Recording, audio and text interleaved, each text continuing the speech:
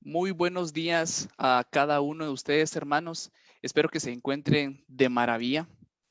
Vamos a esperar unos 2 minutos más para que todos se puedan reunir y puedan compartir con nosotros un buen tiempo.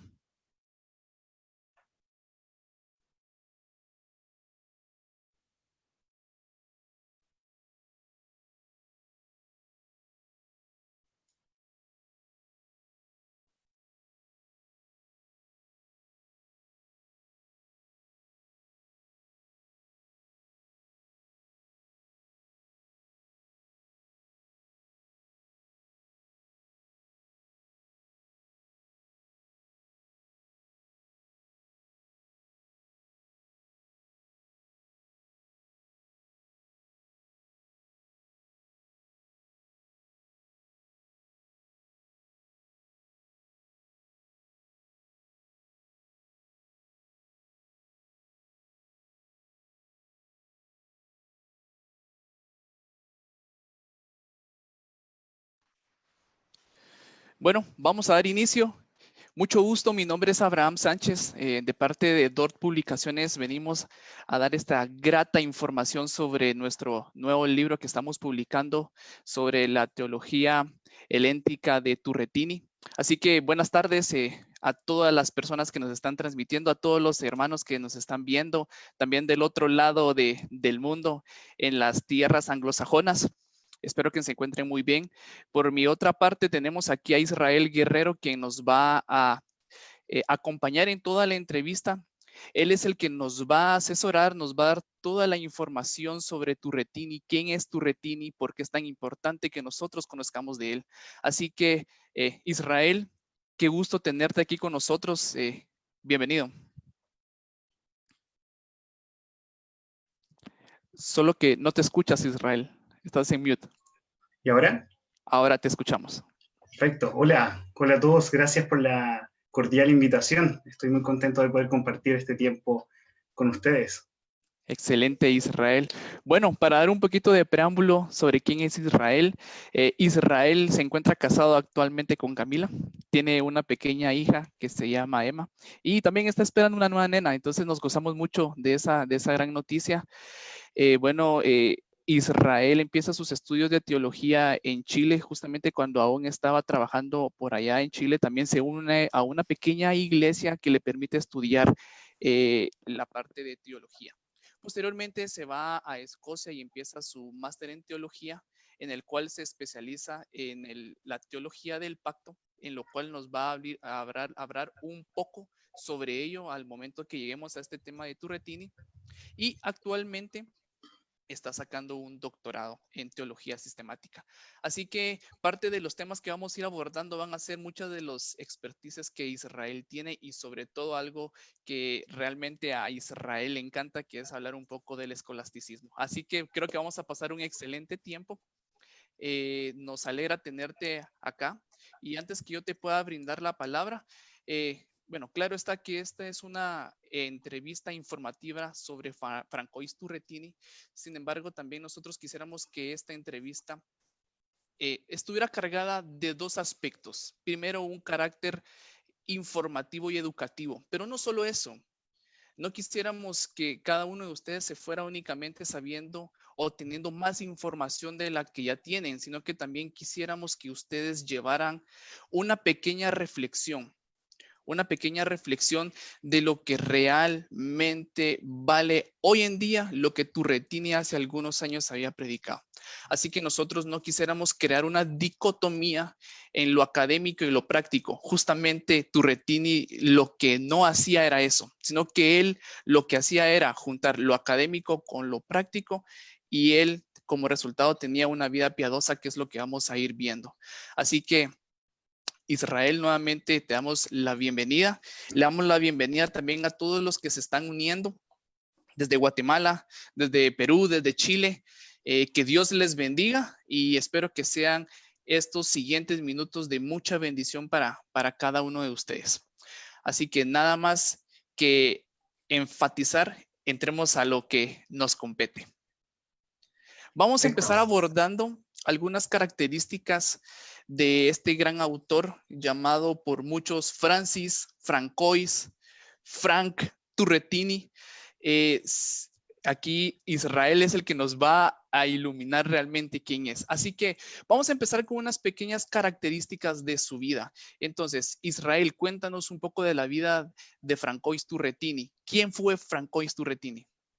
Bueno, como tú mencionas, Francois o Francis, estoy más acostumbrado a llamarlo Francis Turretin, que es el nombre que se le da la traducción al inglés de sus institutos, que fueron traducidos al inglés allá al comienzo de los años 90. Entonces, tenemos esta obra de Turretin en inglés al comienzo de los 90 y recién ahora la vamos a tener en español. Antes de introducir la vida de Francis Turretin, quisiera mencionar que su, entre comillas, su teología sistemática o los institutos de Turretin era el manual teológico utilizado, por ejemplo, en Princeton. Entonces, las personas estudiaban teología sistemática leyendo a Francis Turretin. Por lo tanto, es, creo, de suma importancia la instancia en la cual nos encontramos el día de hoy. Pues bien, ¿quién fue Francis Turretin? Acá tenemos que contextualizarnos y nos vamos al siglo XVII de Europa continental. Cuando me refiero a Europa continental, me refiero, por ejemplo, a Suiza, me refiero a Holanda, porque en otras oportunidades podemos hablar de Europa, pero más insular, es decir, Inglaterra o las tierras en las cuales me encuentro hoy, Escocia. Pues bien, en octubre de 1623 nace en Ginebra Francis Turretin. Ahora, Ginebra. A nosotros ya quizás nos suena parecido Ginebra porque nos recordamos del reformador francés Juan Calvino, quien comienza, es parte de la reforma en Ginebra, quien junto con Beza establecen una academia teológica en Ginebra. Y es en ese lugar, en Ginebra, donde nace Francis Turretin. Quisiera mencionar unos puntos rápidos sobre él y después ir desarrollando un poco más su vida. Él fue el hijo de al medio de Benedicto y Luis Turretini. Su abuelo, Francesco, fue convertido al protestantismo por Pedro Mártir en Italia. Entonces pasa algo importante. De Italia, la familia Turretini, es un apellido italiano, se mudan a Ginebra. Y es ahí donde estudia Francis Turretin, pero también su padre. En 1649 él acepta un llamado para ser pastor de una congregación italiana en Ginebra. En 1653 empieza ya a enseñar en la Academia de Ginebra, academia en la cual previamente enseñó su padre y previamente que fue inaugurada, como mencioné anteriormente, por Calvino y Beza. Y ahora es en ese contexto donde él empieza a escribir contra el amiraldianismo, por ejemplo, o grupos anabaptistas, o el catolicismo romano. Entonces, en el contexto en el cual Francis empieza a enseñar, es importante porque Ginebra debe, de cierta manera, definirse qué línea teológica va a tomar. ¿Va a seguir en la ortodoxia reformada o se va a desviar, como algunas escuelas, por ejemplo, en Francia ya están incorporando algunas novedades teológicas? A propósito de Francis Turretin, hay pocas monografías y en español buscando, creo que hay casi nada. Francis Turretin es hijo de Benedicto Turretin, que fue teólogo y pastor, y que justamente él estudió bajo la supervisión de Beza. Su padre, y esto lo vamos a tocar un poco más adelante, pero lo lleva por algunos recorridos, recorren juntos Europa para que aprenda nuevas lenguas. Y a la vez, Benedicto, el padre de Francis, se convierte en profesor en Ginebra. Ahora es importante de que en el tiempo cuando el padre de Francis está enseñando y está pastoreando, ocurre algo muy importante en Europa. 1618, 1619. ¿Qué ocurre? Lo escucho muy bien, el Sínodo de Dort. El padre Francis Turretin no es llamado como un comisionado al Sínodo de Dort, pero lo que sí hace es enviar una carta de apoyo con respecto a, a los cánones que se desarrollan en ese entonces. Al punto que incluso Benedicto se convierte en rector de la Academia de Ginebra. Lamentablemente, cuando Francis solamente tiene 8 años, su padre muere. Entonces, quien ayuda también en la formación piadosa, el carácter cristiano de Francis Turretin, es su madre. Entonces, creo que en este punto es importante destacar algo en la educación teológica que está muy ligada al crecimiento de la vida cristiana. Y es la importancia de los padres. En este caso, la importancia tanto del papá de Benedicto como de Luis Turretin, su madre, en la vida de Francis fue muy importante. ¿Por qué? Porque es Francis Turretin quien en medio de toda la divergencia o las desviaciones teológicas que empiezan a surgir, incluso dentro de círculos reformados, es que Francis decide permanecer en la ortodoxia reformada. Entonces, ¿cómo ocurre esto? Es porque él estudia en la Academia de Ginebra, al igual que su padre, y entra a estudiar en el año 1637. Y algunos de sus profesores, es importante destacar esto, fueron comisionados al Sínodo de Dort, en los cuales ellos se mantienen en la ortodoxia, pero hay un profesor en particular que en el futuro, es decir, después del Sínodo de Dort, empieza a captar novedades teológicas que se desarrollan en Francia, en la escuela de Saumur. No hablo francés, entonces me cuesta pronunciarlo, pero es esa escuela, en la escuela de Saumur. Entonces, algo empieza a ocurrir ahí, en Francia y en Ginebra, que empieza incluso a afectar a todo Suiza, empieza a afectar a Zúrich, a Basilea, por ejemplo, y tienen que responder ante esto. En 1644, Francis Turretin termina sus estudios teológicos, pero acá él comienza algo que era muy quizás común o importante incluso para los estudiantes de teología, que comienzan una especie de tour teológico, en este caso de tour reformado. No sé si hasta el momento vamos bien, ¿se Sí, entiende? a mí me llama la atención algo, Israel. Justamente tú mencionas que justamente a algunos años de haber terminado Turretin y sus estudios teológicos, seguramente él empieza su tour reformado, pero en Sí. todo eso también nos damos cuenta que a pesar de que él ya tenía sus bases, no dejó de toparse en todo tiempo con influencias de doctrinas que están mal alteradas. Por ejemplo, algo que a mí me llama la atención en el Sínodo de Dort es que despierta en cierto modo algunas reacciones en protestantes franceses. Al momento que empiezan a escuchar todo esto, empiezan a salir algunas corrientes bastante que en la actualidad también están afectando. Por ejemplo, empieza a salir el universalismo condicionado y empiezan a decir que muchas de estas cosas empiezan a tener un poco de fuerza, empieza la gente a creer en ello y posteriormente algunos aliados empiezan a tener una iniciativa verbal a decir que la inspiración verbal del Antiguo Testamento en su original hebreo no era inspiración. Y por último, algo bien curioso también es que se crea el rechazo de la imputación del pecado de Adán hacia el hombre y empiezan a crear algunas influencias a decir, bueno, esto no es justo. ¿Cómo es justo que yo naciendo muchos años después de Adán tengo el pecado que me condena como se condenó a Adán? Entonces creo que toda esa base, sumémosle no solo la herencia de sus predecesores, de su abuelo, de su padre, sino que también todo lo que en Ginebra él aprendió en su tour también reformado, podemos decir que todo eso empezó a apelmazar una información sumamente importante para plasmarla en sus 3 tomos de la institución de teología heléntica.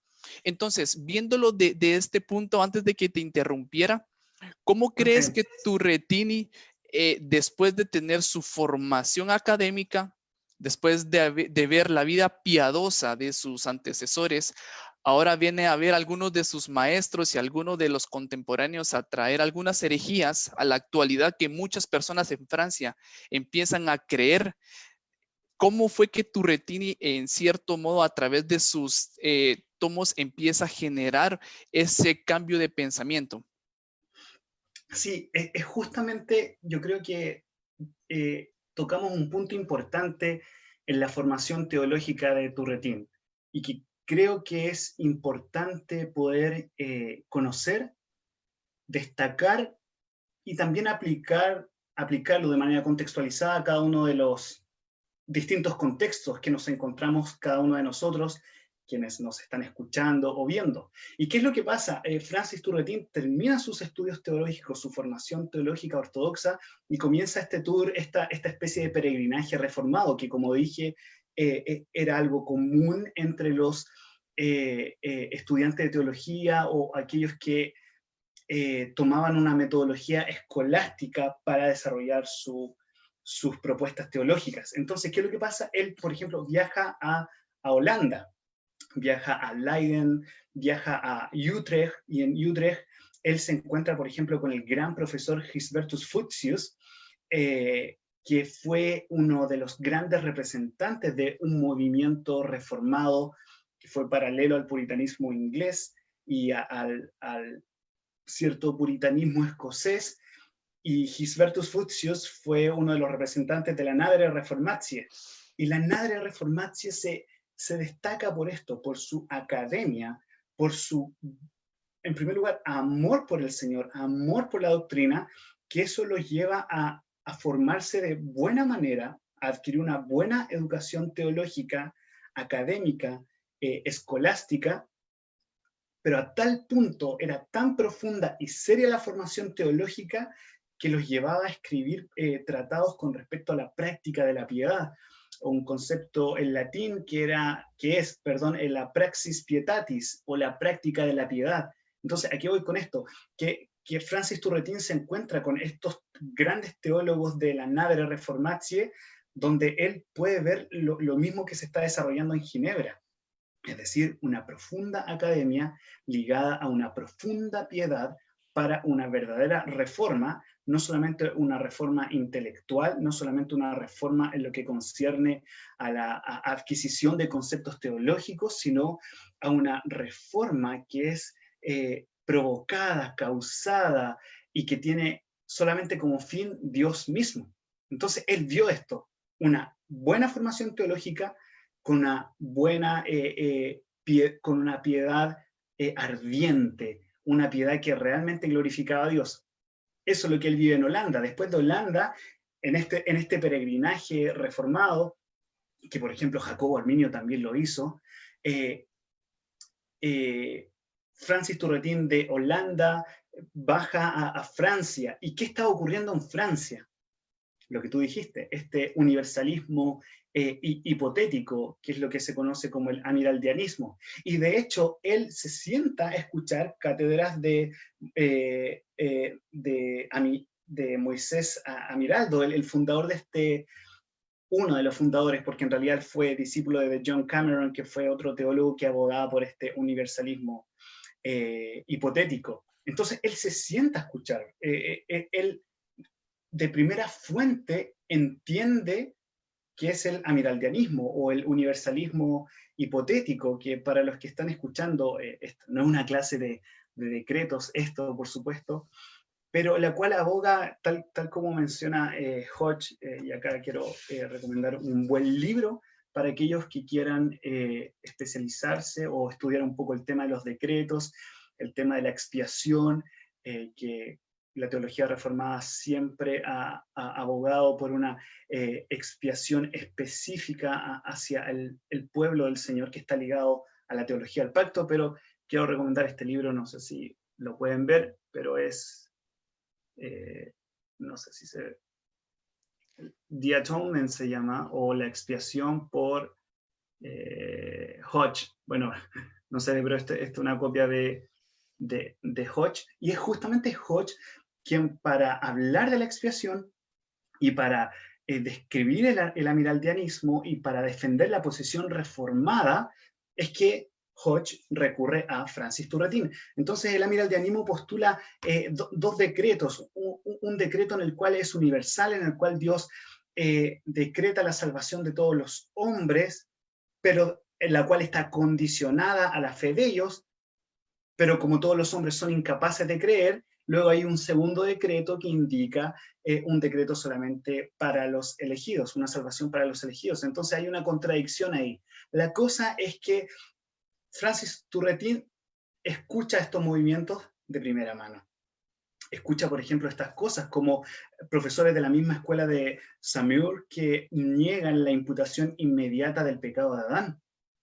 O, por ejemplo, con respecto al Antiguo Testamento, al hebreo, a las vocales, etcétera, a la inspiración de la palabra de Dios. Entonces, él se encuentra con todo esto después de pasar por Holanda, después de pasar por Francia, y al mismo tiempo hay un profesor en Ginebra, en la Academia de Ginebra, que está enseñando estas novedades teológicas, y cito novedades porque es el adjetivo que utiliza Hodge para describir el amiraldianismo. Y hay un profesor que está enseñando allá en Ginebra, Morus. Entonces, llega Francis Turretin a Ginebra y está ocurriendo todo esto. Y al mismo tiempo en Ginebra están discutiendo un asunto que a veces vemos que se discute en Facebook, que es, perdón por mencionar estos términos, quizás hay personas que recién están conociendo la fe reformada, o hay personas que llevan mucho tiempo, pero para los que a lo mejor no conocen estos términos, ahí la importancia de que en Latinoamérica tengamos buenos seminarios teológicos. Pero, por ejemplo, en Ginebra estaban discutiendo el tema del supralapsarianismo e infralapsarianismo. Entonces, pongámonos en esa posición. Un teólogo donde la influencia del amiraldianismo se está esparciendo de distintas maneras en Europa, se está discutiendo el supralapsarianismo e infralapsarianismo, que tiene que ver con el tema de los decretos de Dios, y Francis Turretin llega a Ginebra, es nombrado,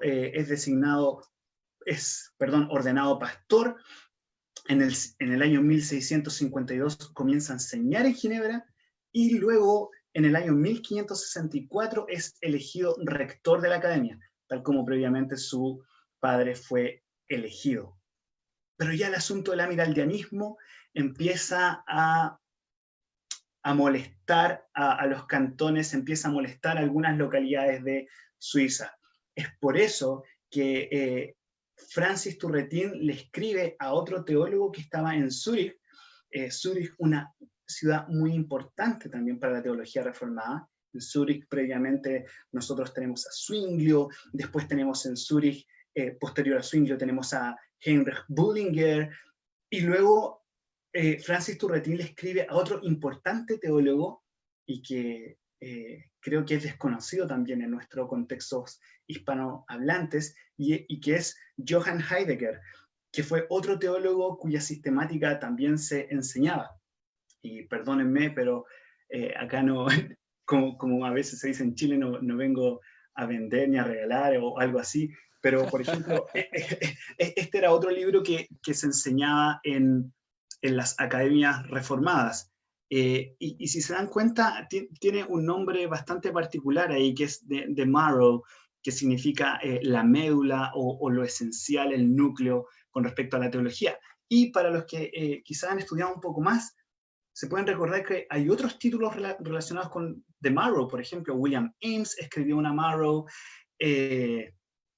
ocurrió la controversia de la Marrow en el 1722, después en los 1730 en Escocia. Entonces vemos que se están desarrollando estos volúmenes que hablan de qué es la médula de la teología reformada, que es algo que apunta a la gloria de Dios. Pues bien, Francis Turretin le escribe a este caballero y le envía una carta y le dice: algo tenemos que hacer con respecto al amiraldianismo. Necesitamos un estamento confesional en el cual los ministros se puedan suscribir y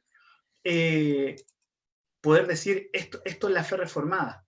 Pues bien, ahí tenemos entonces el nacimiento de la fórmula del consenso Eso, helvético, claro. y que posteriormente, después de esa fecha, Francis Turretin comienza a escribir su teología.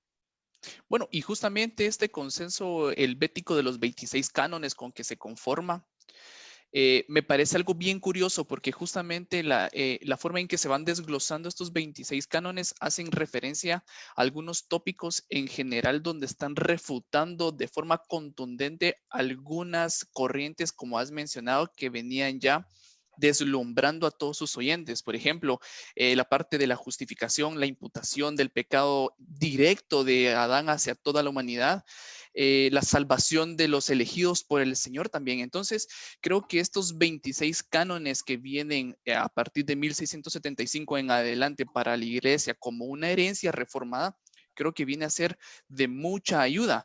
Entonces, justamente aquí creo que vamos a entrar a una de las partes más medulares en donde Turretin empieza a tener esa apertura de alta influencia para que pueda desarrollarse estos cánones que nos permiten hoy, siglo XXI, poder tener ya una estructura bien formada de lo que es una teología reformada y ortodoxa.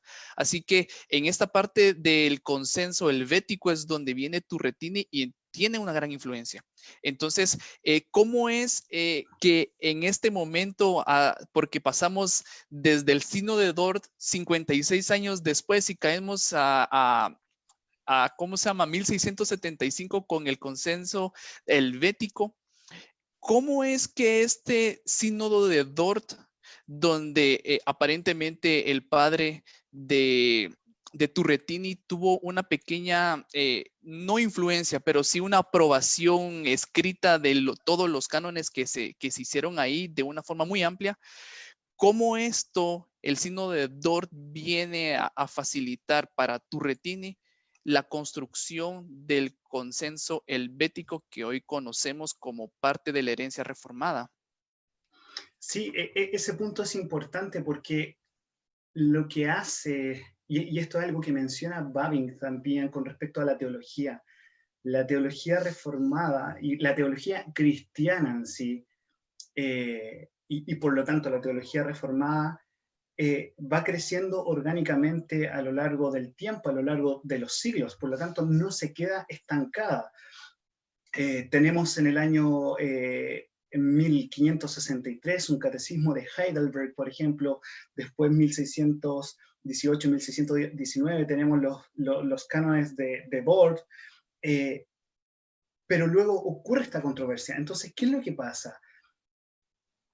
Turretin con Heidegger, por ejemplo, que fueron Johann Heidegger, que fueron los autores de este consenso helvético, de esta fórmula, ellos responden a las innovaciones o novedades teológicas que ocurren en el momento, a partir de la ortodoxia. Entonces, ¿qué es lo que pasa?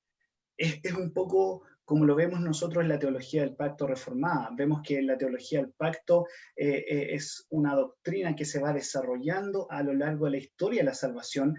La médula es la misma, pero esta se va desarrollando y tenemos más luz. Entonces, lo mismo pasa con la doctrina cristiana, con la teología. Esta va creciendo y se va desarrollando. O sea, en Dort todavía Moisés Amirault todavía no publicaba uno de sus primeros tratados de la predestinación, que si no me equivoco creo que fue allá por el 1634, creo, donde Amiraldo publica por primera vez uno de sus tratados, una breve exposición de la predestinación. Entonces, ¿qué voy con esto? Aparecen cosas y la teología reformada, el cuerpo internacional católico reformado debe responder. De hecho, en noviembre del 1669, Turretin le envía una carta a Johann Heidegger diciendo: necesitamos crear un nuevo estamento confesional. Y esto se concreta finalmente en el año 1675. Y cada uno de estos estamentos responde a las distintas innovaciones teológicas de la escuela francesa de Samoa. el asunto de la imputación inmediata del pecado, que ellos no creían, el asunto de la inspiración de la palabra y particularmente también el asunto de los decretos y la expiación de Cristo, por quién muere Cristo finalmente. Pero lo interesante de esto es que esta teología se desarrolla en algo particularmente rico de la teología reformada, que es la teología del pacto. Posteriormente, al 1675, con esta declaración confesional, después de ese año, Turretín comienza a trabajar en sus institutos, que van a ser 3 volúmenes importantísimos para la enseñanza y para la consolidación y desarrollo de la teología reformada. Claro. Bueno, para todo esto, para todos los que están empezando a conectar y se han sumado a nosotros, bienvenidos. Estamos dando un pequeño preámbulo de la vida y la obra de, como muchos conocen, a Francois o Francis, como bien Israel nos acaba de decir que le gusta decirle, de Francois Turretini, donde se nos está ampliando por parte de Israel, parte de su vida, parte de su obra y sobre todo, cómo es que él, en su cosmovisión, podía ver, desarrollar, aplicar una vida piadosa en medio de contiendas teológicas con corrientes que en cierto modo hoy también nos siguen, sin embargo, bajo otro disfraz y denominadas de otra forma. Así que continuamos y aquí justamente voy a volver a utilizar una pequeña palabra que se llama cosmovisión. ¿Por qué cosmovisión? Porque para todo esto ya posterior o posteriori, en cierto modo, ya hay un gran recorrido por parte de Francisco Turretini que nos permite, en cierto modo, ya visualizar lo que él ha hecho. Ya es maestro de la Universidad de Ginebra, ya es ordenado pastor. Entonces, empieza la cosmovisión de Turretini empieza a tener cada vez más grosor, más densidad y por ende puede tener una mejor cosmovisión de lo reformado. Ahora, todo esto, lo que nosotros quisiéramos, como hablamos al inicio, no es crear una dicotomía en el sentido de lo práctico con lo académico, sino que aquí vamos a enlazar y eso es lo que nosotros queremos que ustedes se lleven. Ahora, cosmovisión. En esta parte de la cosmovisión, cómo Turretini veía la unión con Cristo, cómo veía la justificación bajo una cosmovisión reformada y aún mejor todavía, cómo veía bajo una cosmovisión la santificación como un acto de piedad. Entonces, ¿cómo es que Turretini en estos 3 temas podía bajo su cosmovisión y todo lo que ya venía él arrastrando gracias a su herencia? Lo plasma y logramos verlo en los tomos de la institución teológica helénica que él nos comparte. Sí, la verdad es que utilizaste un concepto que en el tiempo de Francis Turretin no se utilizaba.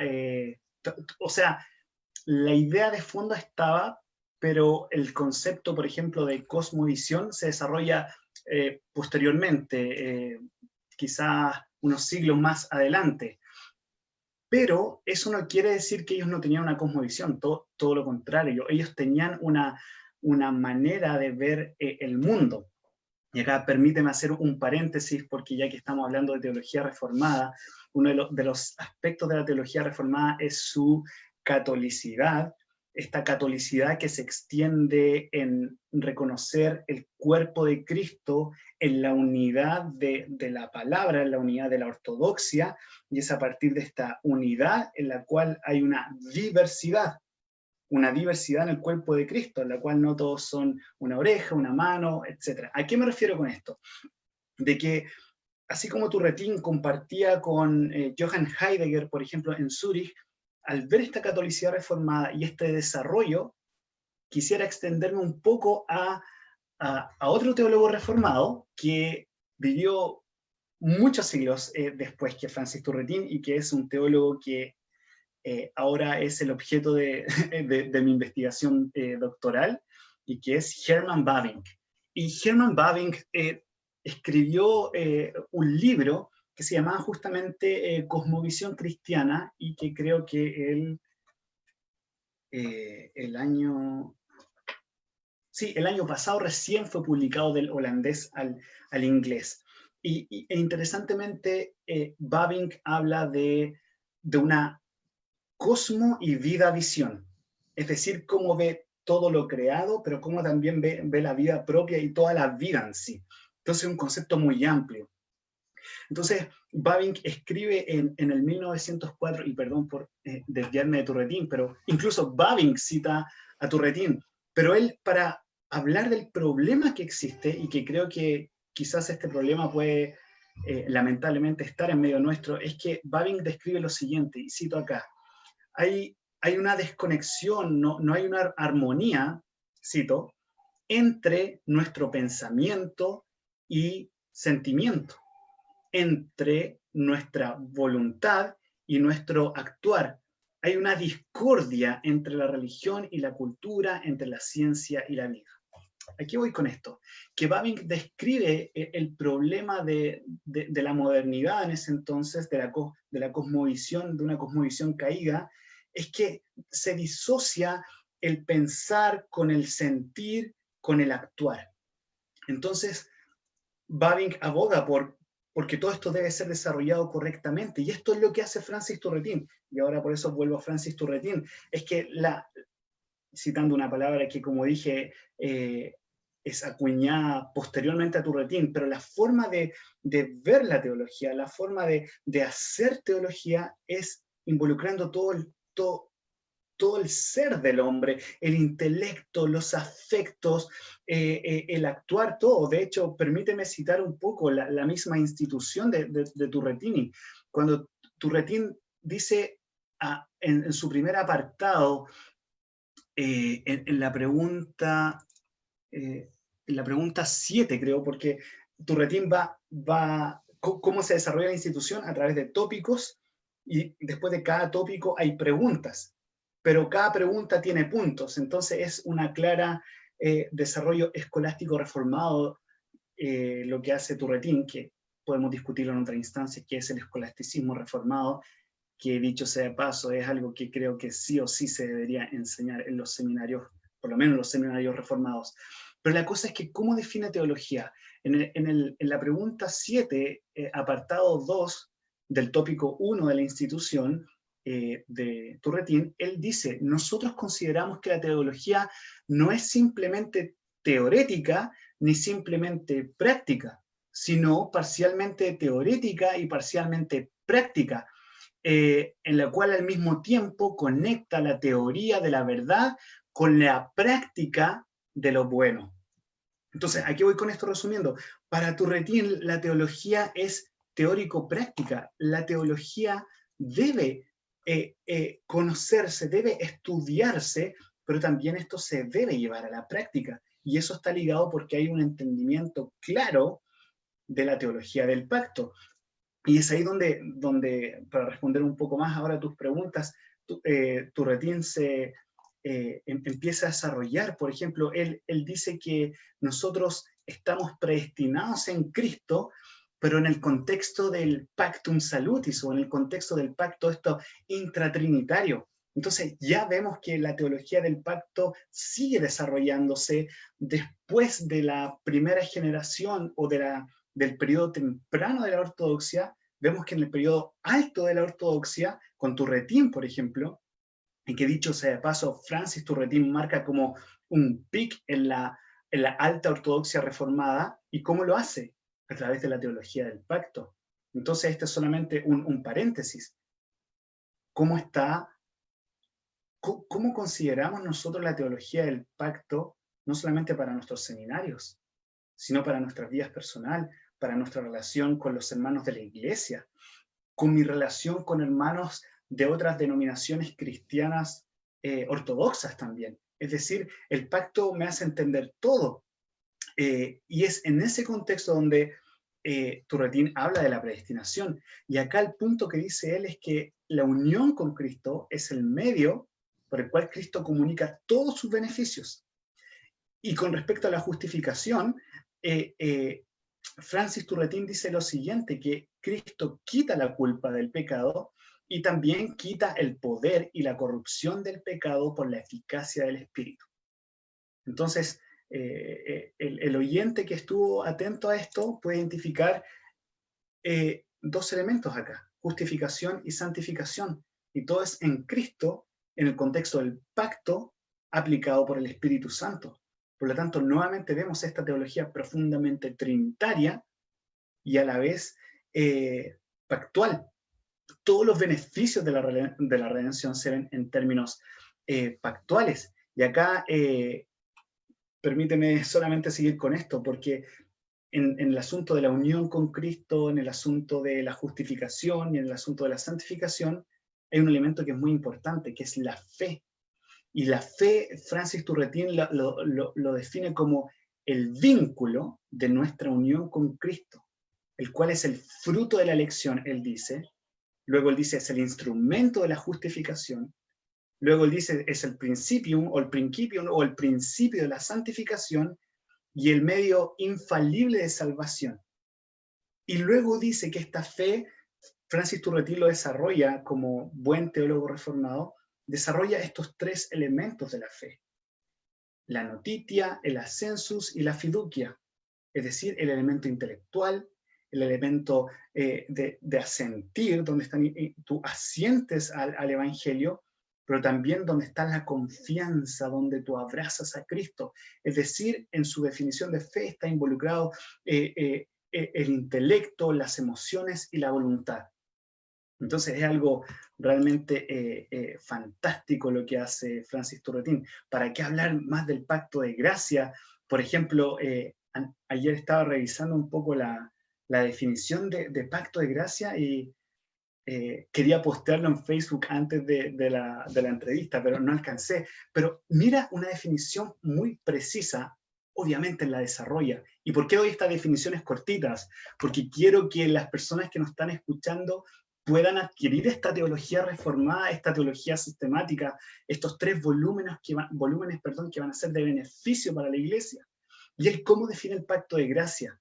Él lo define de la siguiente manera. Él dice, el pacto de gracia es un pacto gratuito comenzado en Cristo entre el Dios ofendido y el hombre que ofende. Entonces, fíjate el aspecto profundamente teológico, pero a la vez pastoral. Es un pacto que comienza en Cristo, en un pacto antes de la fundación del mundo, el pacto intratrinitario, entre un Dios ofendido por el pecado del hombre, por este hombre que ofende a Dios, pero Dios viene a redimir a este hombre que le ofende. Entonces es una cosa que hace explotar nuestras mentes y que la verdad es que todo esto y mucho más es lo que necesitan no solamente nuestros seminarios, y no nuestras bibliotecas, sino es para que estén ahí, es para realmente poder estudiar esto, desarrollarlo y aplicarlo correctamente. Algo hermoso que acabas de mencionar, Israel, es que estos tres tomos de la institución de teología helénica que Turretini deja como herencia a todo el cuerpo de Cristo, es que goza de dos caras, por así decirlo. Primero, la cara académica. Recordemos que minutos atrás habíamos mencionado también que Turretini había sido maestro de la Universidad de Ginebra, pero también que a su vez había sido ordenado. Quiere decir que la segunda cara es una cara pastoral. Entonces nos llena de mucho gozo al momento que nosotros nos dejamos llevar ante la obra de Turretini y podemos ver la profundidad teológica reformada que él tiene. Si bien es cierto, es profunda, pero a su vez es pastoral. Se nos dice que también parte de la vida de Turretini al momento de escribir influenció grandemente a los puritanos. Quiere decir que la densidad de este material es de alta gama, pero también nos recuerda que nosotros debemos de vivir en una vida piadosa. Y aquí es donde creo que abordamos ya una parte de los últimos temas, la importancia de las obras, no como un medio meritorio que nos hace tener justificación delante del Padre, como algunas personas venían ya recalcando y él viene refutando a su vez. sino como como un medio de piedad, de gratitud que el Espíritu Santo en medio del pacto nos hace a nosotros vivir. Es por ello que me gustaría que pudiéramos mezclar la siguiente pregunta. La importancia de las obras para Turretini, pero a su vez, cómo estas obras hacen que él tuviera una vida de piedad. Si recordamos, la piedad, como lo hemos denominado, es el grito de la reforma como un estilo de vida del creyente. ¿Cómo es que Turretini en su transcurrir obró de tal manera que lo podemos ver plasmado en sus obras para que nosotros podamos imitarlo hoy en el siglo XXI, pasado ya muchos años, para que nosotros podamos comprender la importancia de esta vida piadosa? Como tú lo mencionaste, la armonía o la falta de armonía que Herman Bavinck nos dice, es lo que en cierto modo está dividiendo. Porque si bien es cierto, nosotros podemos conocer al Señor, podemos gozar de su revelación escrita a través de su Espíritu en la palabra, pero si no la llevamos a la práctica, como nos recuerda día con día Santiago, creo que carecemos de una fe genuina, y es una fe que en este caso no solo Bavinck, sino que también Turretini plasmó en cada una de sus páginas.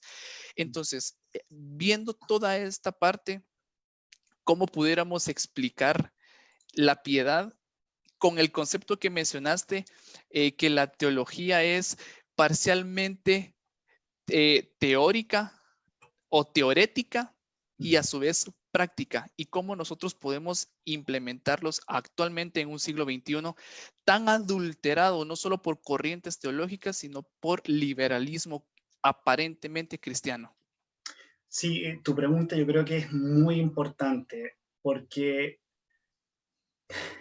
quizás por todo el contexto que está ocurriendo en la actualidad, lamentablemente podemos irnos a un extremo en la cual nos podemos quedar en nuestras bibliotecas y hacer nada, solamente alimentar algo teorético o teórico, que son grandes verdades, pero al mismo tiempo quedarnos haciendo nada.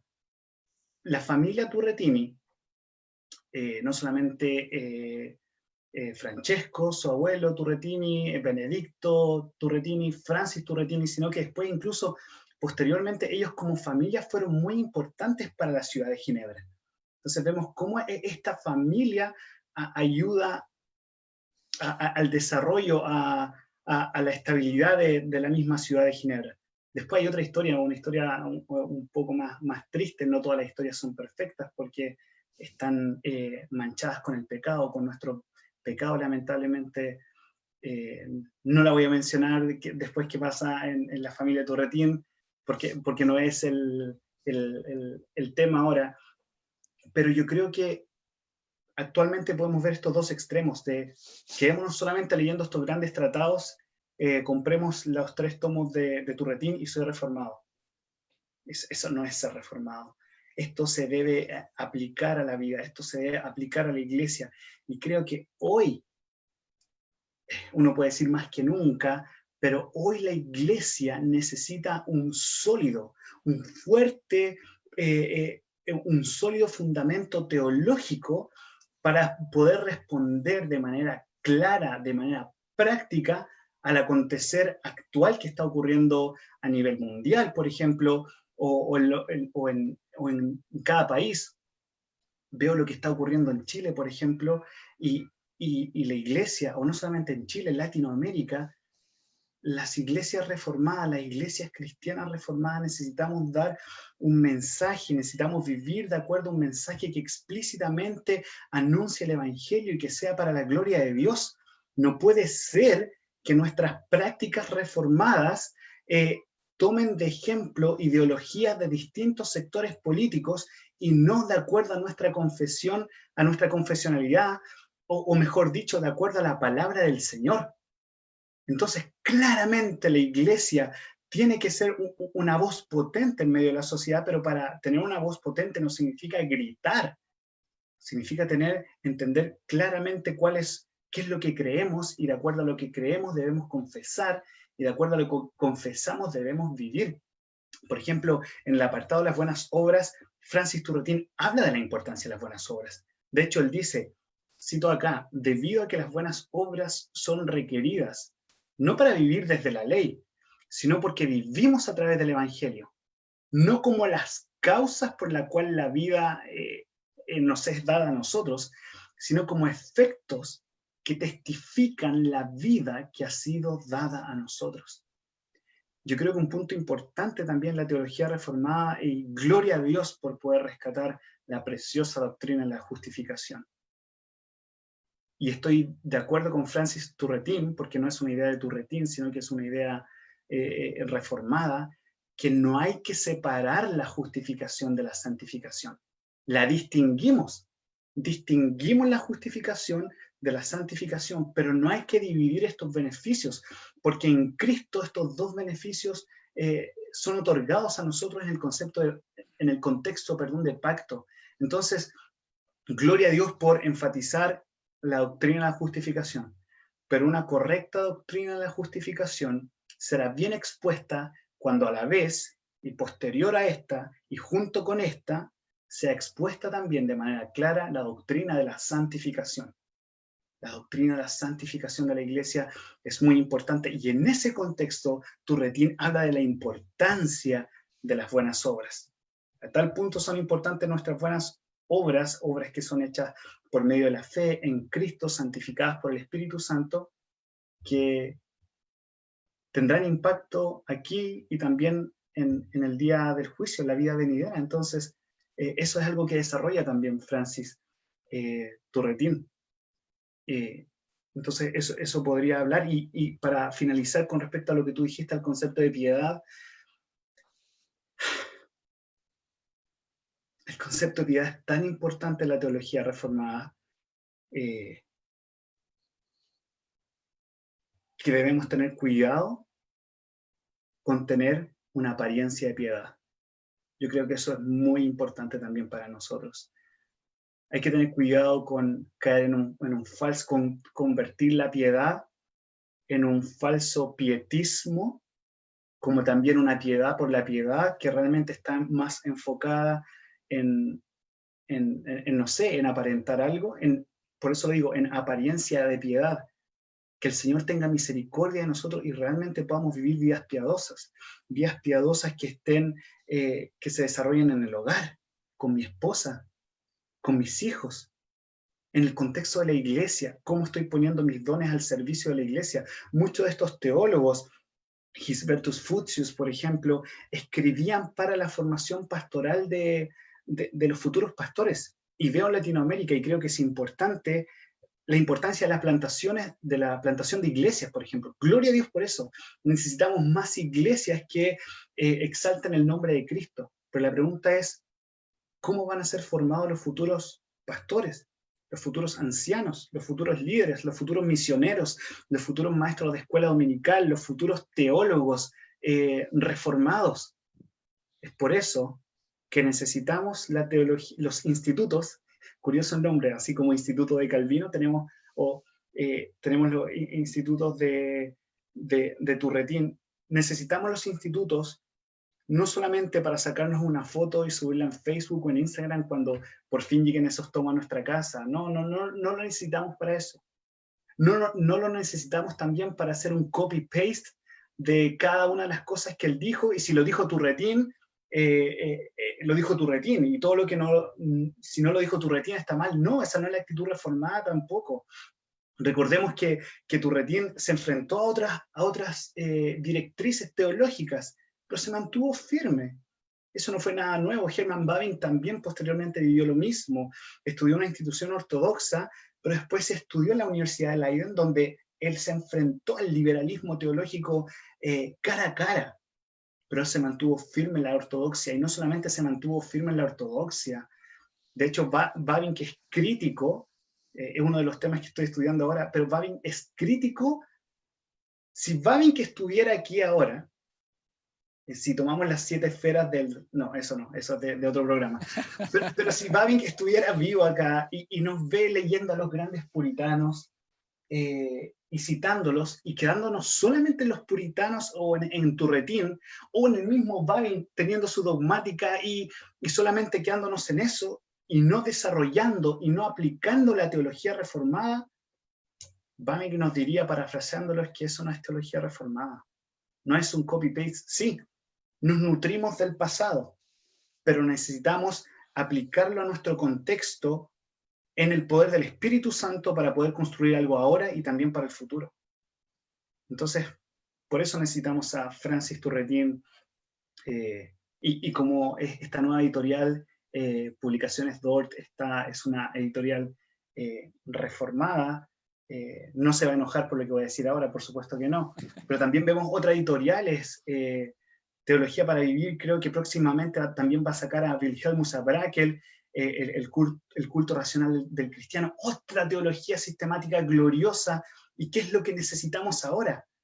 Si pensamos, si alguno de los que está escuchando esto dice, no, no necesitamos eso, es que la verdad es que tenemos un gran banquete al frente nuestro y no lo estamos aprovechando. Por eso, ya al ir terminando esto, quisiera felicitar a Publicaciones Dort por esto, porque este tipo de teología lo necesitamos.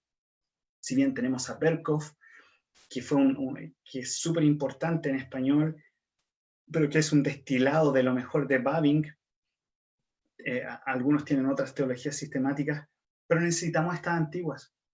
Porque, por ejemplo, Turretin escribió contra el molinismo, que es algo que también se está levantando ahora y a través de redes sociales quizás se propaga un poco más, pero Turretin ya escribió contra el conocimiento medio y todo eso. Ya tenemos a Turretin para eso. Para los que están abogando por un calvinismo de 4 puntos, 3 puntos y medio, 3 puntos y cuarto, 3.25, ya tenemos a Turretin que escribió contra el amiraldianismo. Entonces, si alguien dice, no, tus obras no importan, sí, tus obras no importan en la justificación, pero tus obras sí importan en tu santificación. Tenemos a Turretin que escribió eso. No, es que la teología reformada es una teología árida, es una teología que solamente es para los cabezones o qué sé yo. No, la teología es para toda la vida. Que, dicho sea de paso, ese es el título de un libro que escribí, por la gracia de Dios, y pronto va a salir. Ese fue un spoiler solamente, pero Fue un preámbulo de lo que se viene. Pero de eso se trata. Bueno, gracias por estas palabras, y de hecho nosotros, Tor Publicaciones, nos gozamos de gran manera juntamente con las obras que también Jaime Daniel Caballero está generando con Teología para Vivir, esta nueva obra que se está traduciendo de Wilhelmus Abrakel. Estamos deseosos de que llegue a nuestras bibliotecas, pero no solo eso, sino que pueda ser una suma para cada una de las personas que podamos adquirirlo. Y muchas gracias por animarnos, por habernos dado estas palabras de aliento. Y por último, antes de concluir con este tan agradable conversatorio que hemos tenido, me gustaría que tú, Israel Guerrero, ya por poco doctor en teología sistemática, nos puedas dar un pequeño consejo, porque si bien es cierto, nosotros estamos rodeados por muchas materiales, por así decirlo, o mucha literatura ortodoxa, reformada y puritana, también nos estamos llenando de mucho concepto liberal, neortodoxo, que nos está en cierto modo viniendo a bombardear por todas partes. Y como bien lo dijiste al inicio, nosotros no podemos construir una vida cristiana siendo influenciados o adoptando cosas que vienen de ideologías políticas o de ideologías que vienen de maestros neortodoxos, con una postura de los 4 puntos de Calvino, como lo mencionaste hace un momento. Y no podemos construir una teología adecuada u ortodoxa de esa forma. Sin embargo, también es importante que nosotros leamos todo para, como bien la Biblia nos dice, bueno, retén aquello que es bueno y desecha todo aquello que no es de provecho para tu vida. Entonces, nos mencionas que hace un momento tanto Bavinck como Turretini tuvieron esta apertura con otras corrientes teológicas, pero al final mantuvieron el camino de una ortodoxia correcta. ¿Cuál es tu consejo para todos los que estamos en este camino, para todos los que quieren emprender este camino y para todos aquellos que ya llevan mucho tiempo en este camino? ¿cuál es la importancia de que leamos mucho y retengamos poco? Dos cosas creo yo que son importantes y acá son aplicaciones prácticas de la teología del pacto. En primer lugar, tanto para Francis Turretin como para Herman Bavinck, la familia fue importante. El papá de Bavinck, Jan Bavinck, también fue pastor y también estuvo de la iglesia reformada holandesa. Por lo tanto, la influencia del padre Bavinck en Bavinck fue muy importante, perdón. Así como la influencia de la mamá de Francis de Turretin fue importante para él, como también su padre. Entonces, el primer asunto es que la buena teología se desarrolla en la casa. Se desarrolla acá los padres enseñando a sus hijos, los hijos aprendiendo del padre, de la madre, etc. Entonces, el primer punto para poder consolidar una buena teología cristiana bíblica y desde nuestro contexto reformada es la familia, una familia del pacto. En segundo lugar, tiene que ver ahora con el estudio más formal de la teología. ¿A qué me refiero con esto? De que gloria al Señor por este cierto tipo, podríamos definir, de despertar de la teología reformada, en el cual yo soy uno de los frutos. Yo no crecí en una iglesia reformada, pero Dios en su misericordia me llevó a entender que el fin principal del hombre no son los sueños, no es cumplir tus deseos, no es vivir para tu gloria, sino que es vivir para la gloria del Señor en la medida en que te gozas en Él para siempre y entiendes que tu único consuelo, tanto en la vida como en la muerte, es que tú no te perteneces a ti mismo, sino que en cuerpo y alma te perteneces al Señor. Por lo tanto, yo creo que en el aspecto del estudio teológico, así como mencioné la familia, yo creo que hay que orar y trabajar. Ora et labora, por una buena educación teológica. Porque podemos tener a Francis Turretin, podemos tener a los puritanos, pero creo que muchas veces por nuestro pecado y por desarrollar una teología de manera aislada, Herman Bavinck dice que la teología se debe desarrollar en la comunidad del pacto. Yo creo que porque muchas veces intentamos desarrollar o estudiar una teología aislados, es que nos convertimos en unos mal educados teológicamente hablando. Entonces podemos convertirnos en mal educados en nuestros hogares, mal educados en en las redes sociales o en nuestras iglesias o en donde sea. ¿Por qué? Porque no estamos viviendo de acuerdo a la realidad del pacto, donde yo soy nutrido por los dones del prójimo, del otro, de mi hermano. Y esto también en el contexto de la educación teológica. Entonces, para poder leer y realmente leer correctamente y entender que toda verdad es verdad de Dios, yo necesito tener una buena base teológica. Pero para tener una buena base teológica necesito estudiar en un contexto de comunidad. Yo sé que quizás varios de nosotros, o varios de los que están escuchando, no lo sé, son autodidactas. Pero yo creo que hay que tener ojo ahí también. La educación teológica se necesita desarrollar, como lo dije anteriormente, con pares, con otras personas. Necesitamos discutir esto.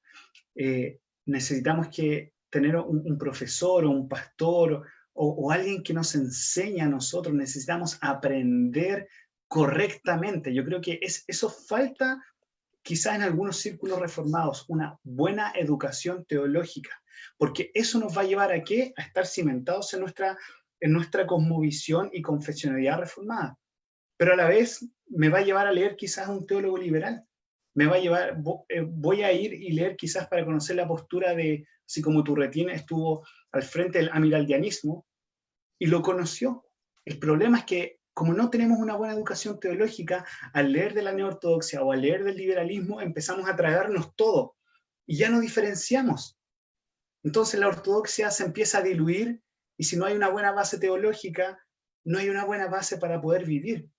Entonces yo creo que como un humilde consejo sería, si vamos a estudiar teología, que sea en los contextos correctos. No solamente, no en el posteo de Facebook, sino en la comunidad del pacto, en la familia, en la iglesia, orar y trabajar por buenos seminarios reformados para poder nutrirnos mutuamente. Vamos a estar leyendo un libro, pero lo que yo estoy entendiendo va a ser más potente cuando lo comparto con otras personas. Entonces mi llamado es este. ¿Cuántos de los que están estudiando teología acá la están estudiando correctamente, con un método correcto? Se están nutriendo con el otro. Entonces, yo creo que eso es importante para poder, de cierta manera, consolidar o desarrollar lo que Dios está haciendo en muchas iglesias latinoamericanas.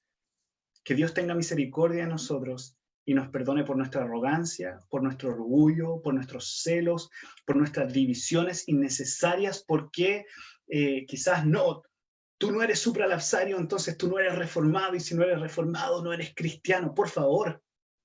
Hasta Turretín fue infralapsario.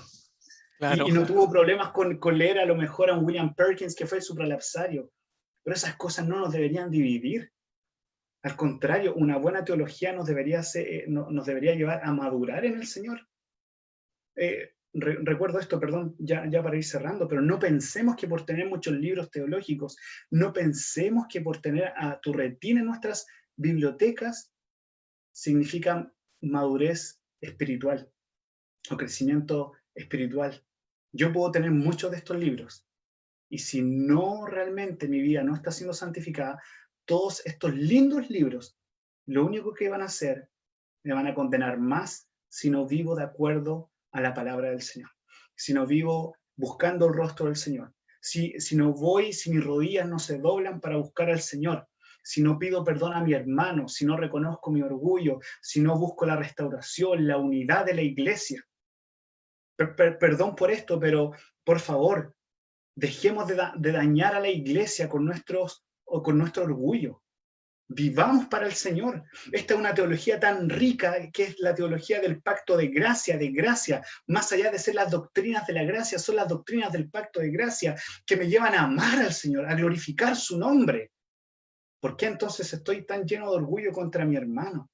¿Por qué no soy capaz de aprender? ¿Por qué no soy capaz de orar por mi hermano? ¿Por qué no soy capaz de bendecir al que me maldice? Hermanos míos, realmente necesitamos una buena teología, porque una buena teología es para toda la vida. Si no, estos libros solamente no van a tener ningún uso, para nada. Que el Señor tenga misericordia de nosotros, porque la teología es teórico y práctica. Gracias, Israel, por tus palabras. Y para sumar un poco a lo que has dicho, J. I. Packer, en el libro El conocimiento del Dios Santos, nos dice algo muy interesante en relación a no creer que la religión y que todo el movimiento espiritual que el Señor por su gracia y providencia nos provee es gracias a nosotros, por nosotros y para nosotros. Él nos dice, es cierto, bueno, y cito, es cierto que no hay cosa menos religiosa que la religión centrada en uno mismo y que se hace necesario repetir constantemente que Dios no existe para nuestra comodidad o felicidad o satisfacción, o para proporcionarnos experiencias religiosas como si estas fueran las cosas más interesantes o importantes de la vida.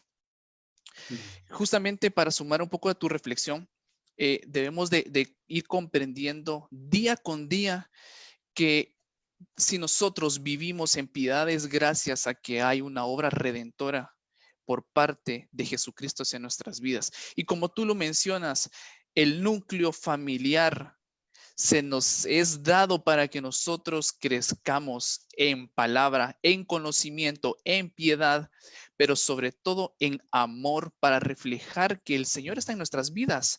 Y justamente Joel Vick tiene un increíble libro que se llama Culto Familiar, que nos habla sobre realmente la importancia en que nosotros como cabezas de hogar dirijamos a nuestra familia en la verdad y en la piedad. Y también, sobre todo, vivir en una comunidad en la cual nos apoyemos unos a otros, rindamos cuentas unos a otros, pero sobre todo nos apoyemos y amemos unos a otros. Así que creo que Turretini habla extensamente de esta piedad, de estas buenas obras, como tú bien lo dijiste, no para salvación ni para justificación, sino como un medio dado al hombre para glorificar al Señor. Así que, sin más que agregar, No sé si quieres agregar algo más. Sí, solamente darle gracias a ustedes por la invitación, por la cordial invitación. Eh, no sé quiénes nos están viendo ahora, quizás después voy a leer si hay algún comentario o algo, pero agradecer a quienes nos escucharon, estuvieron atentos, especialmente a todos los hermanos de toda Latinoamérica, de Chile, a los hermanos, un fuerte abrazo, sigamos orando y trabajando por esto. Añadir solamente a lo que dije anteriormente, si hay alguno que quizás se encuentra, quiere estudiar teología, pero no hay un lugar cercano para poder capacitarse. El lugar más cercano, como dijimos, está la familia, pero está la iglesia local, está la iglesia, es ahí donde se debería enseñar buena teología. Y si quizás hay problemas en la congregación local, eh, busquemos grupos de estudio teológico, estudiemos juntos algunos libros, pongamos nuestro don al servicio de la iglesia, etc. Hagamos todo lo posible para que realmente Cristo sea glorificado en nuestros estudios teológicos. Así que gracias por la invitación. No, gracias a ti, Israel, por habernos acompañado en esta hora y media de tan rica conversación que tuvimos. Te agradecemos mucho por el tiempo que te has tomado, por la preparación que has tenido y sobre todo porque has dejado que entremos a través de esta transmisión a tu casa y que nos puedas bendecir con tan ricas palabras. Gracias a todos. Para ir terminando, solo quiero mencionar que aún nos quedan 26 días de preventa para el primer tomo de Turretín. Es la primera vez que se va a traducir Turretín del latín, que es su escritura original, al español. Creo que es una muy buena oportunidad. Tus distribuidores de cada uno de tus países te va a poder dar el precio y la forma más fácil de hacerte llegar el material. Entre algunos de los que tengo aquí para poder promocionar, tenemos en Chile a Literatura Didascalia, que nos está proporcionando la ayuda para poder dirigirlo a todo Chile, y también en Perú a Esgrima Bíblica. Así que agradecemos a cada uno de los que se han tomado el tiempo para poder repartir este material. Y también quédense pendientes de todo el material que DOR Publicaciones estará sacando. Va a ser de mucha bendición poder compartir con ustedes este material. Así que muchísimas gracias. Para quienes están por almorzar, buen provecho. Que el Señor les bendiga, que el Señor les ampare en cada actividad que ustedes hagan, pero sobre todo recuerden que nosotros vivimos para glorificar el nombre del Señor en todo tiempo, en toda acción y con cualquier pensamiento. Así que Dios les bendiga. El Señor que... Sí, dime. ¿Me permites algo? Solamente quizás podríamos, yo sé que esto fue una entrevista, una conversación muy rica, pero sería bueno terminar orando. Por supuesto. Para que el Señor nos bendiga. Por supuesto. Oremos al Señor. Dios eterno, te damos gracias porque tú eres Dios, tú eres nuestro Dios. Tú eres el Señor de la iglesia que compraste con tu sangre, la sangre del nuevo pacto, ese pacto que nos habla de esa profunda intimidad, esa relación entre tú y nosotros, en la cual nos dices, tú eres mi pueblo y nosotros somos tuyos, oh Dios, y tú eres nuestro. Padre, que esa realidad sea algo real en cada uno de nosotros. Bendícenos como tu iglesia en Latinoamérica, como tu iglesia hispanohablante. Llévanos a vivir para tu gloria, no para la gloria de nuestros nombres o ministerios, sino para la gloria de Jehová, para la gloria del Dios Trino. Llévanos a crecer en santidad, Señor, a ser como Cristo, nuestro Rey, nuestro profeta y nuestro sumo sacerdote. Bendice a cada persona que está escuchando esto.